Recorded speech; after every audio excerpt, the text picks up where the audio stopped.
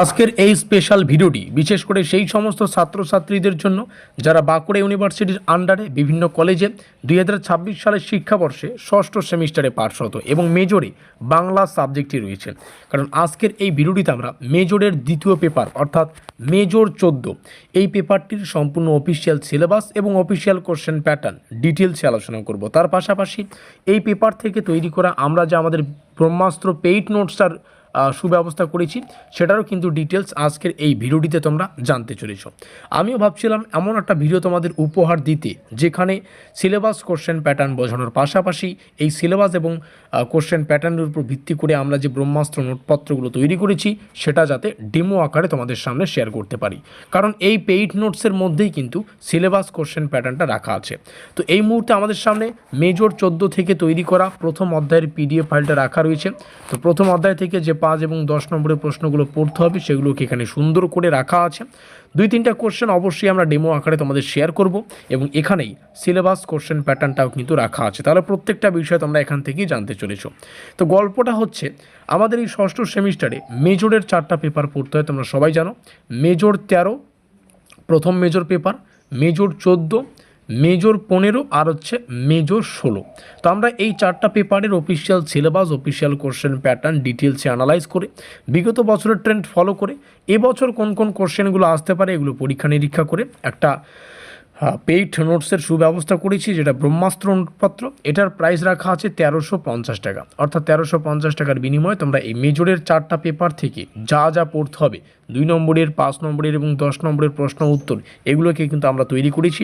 এই 1350 টাকার বিনিময়ে 4টা পেপার তো তোমরা পেয়েই যাবে, সেই সঙ্গে যে সিলেবাস কোশ্চেন প্যাটার্ন সেটাও কিন্তু এখানেই রাখা থাকবে। তো চলো শুরু করছি।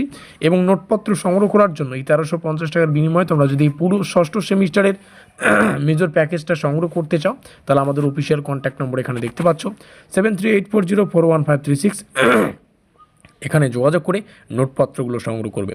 তোমাদের সুবিধার্থে জানিয়ে রাখি আমরা এর আগেও কিন্তু নোটপত্র প্রদান করেছি এবং এর আগেও আমাদের নোটপত্র থেকে পরীক্ষায় কিন্তু ছাত্রছাত্রীরা প্রশ্নাবলীকে হুবহু কমন পেয়েছে। তো এর হলো আমাদের অফিসিয়াল কন্ট্যাক্ট নম্বর, এইগুলোর প্রাইস ডিটেলস। তবে এই প্রাইসটা কিন্তু পরে বেড়ে 1450 টাকা পর্যন্ত যেতে পারে। তো প্রাইস বাড়ার আগেই নোটপত্র সংগ্রহ করলে তোমাদেরই সুবিধা হবে। তো যেমনটা বললাম এই মুহূর্তে আমাদের সামনে আমাদের মেজর 14 পেপারটির প্রথম অধ্যায়ের প্রশ্ন উত্তরের পিডিএফ ফাইলটা রয়েছে। তো আমরা এই প্রথম অধ্যায় থেকে বেশ কয়েকটা কোশ্চেন তোমাদের দেখাবো, তারপরে সিলেবাসে প্রবেশ করব, কোশ্চেন প্যাটার্নে প্রবেশ করব। নিচে আসছি, এখান থেকে আমাদের ডেমো কোশ্চেন শুরু হচ্ছে। আমরা 3খানা কোশ্চেন রাখবো 5 নম্বরের, যেগুলোকে দেখে তোমরা বুঝতে পারবে যে আমাদের পেইড নোটসটার ভ্যালু কতটা বা পেইড নোটসের বিশেষত্বতা কতটা। আমরা 4টা কোশ্চেন শেয়ার করছি এখানে। বনলতা সেন কবিতায় ক্লান্ত পথিকের জীবনের যে অবসাদ এবং আশ্রয় লাভের আকাঙ্ক্ষা সেটাকে এখানে আলোচনা করতে বলা হয়েছে।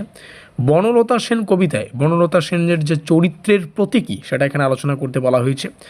বাংলার মুখ আমি দেখিয়াছি কবিতায় কবির স্বদেশ প্রেম ও বাংলার প্রকৃতি চিত্র আলোচনা করো। বোধ কবিতায় কবির অস্তিত্ব সংকট ও নিঃসঙ্গতার অনুভূতি আলোচনা করো। এবার এই কোশ্চেনগুলো দেখেই বুঝতে পারছো প্রত্যেকটা কোশ্চেন মোস্ট ইম্পর্টেন্ট, কারণ প্রত্যেকটা প্রশ্নের শেষে কিন্তু অনেকগুলো করে স্টার চিহ্ন দেওয়া আছে।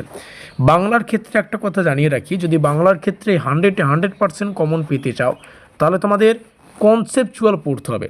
আর গল্পটা হচ্ছে বাংলাকে কনসেপচুয়ালি পড়তে হয়, কিন্তু আমাদের যে 6 মাসের একটা সেমিস্টার সিস্টেম থাকে 6 মান্থ, এই 6 মাসের সেমিস্টার সিস্টেমে আমরা কখনো মেজরের 4টা পেপারকে কনসেপচুয়ালি পড়ে শেষ করতে পারবো না।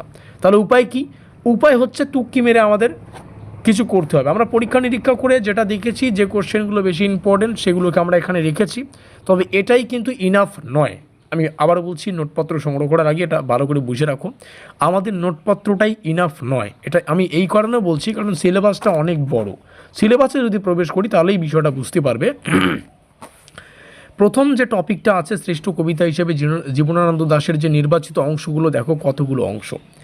এক একটা অংশ থেকে যদি আমরা 3খানা কোশ্চেনও পড়ি, ঠিক আছে, মূল থিমটা বোঝার জন্য বা তার প্রতীক চিত্রটা বা কী, নামকরণের সার্থকতা, কেন এই কবিতাগুলো লেখা রয়েছে, কী এর প্রাসঙ্গিকতা, একটা কবিতা থেকে যদি 3খানা কোশ্চেনও পড়ি তাহলে প্রথম অংশটা থেকেই মোটামুটি 15 থেকে 20টা কোশ্চেন হয়ে যাবে।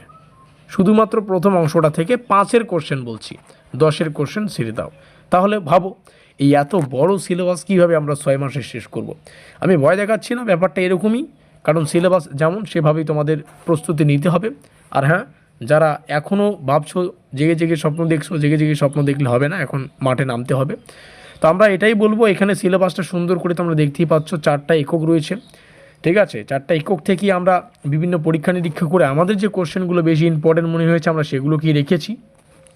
এখানে কোশ্চেন প্যাটার্নটা দেখতে পারো, 2 নম্বরের, 5 নম্বরের, 10 নম্বরের আসে, আমরা সেভাবেই কিন্তু 2 5 10-এর প্রশ্ন উত্তর এখানে দিয়ে দেবো।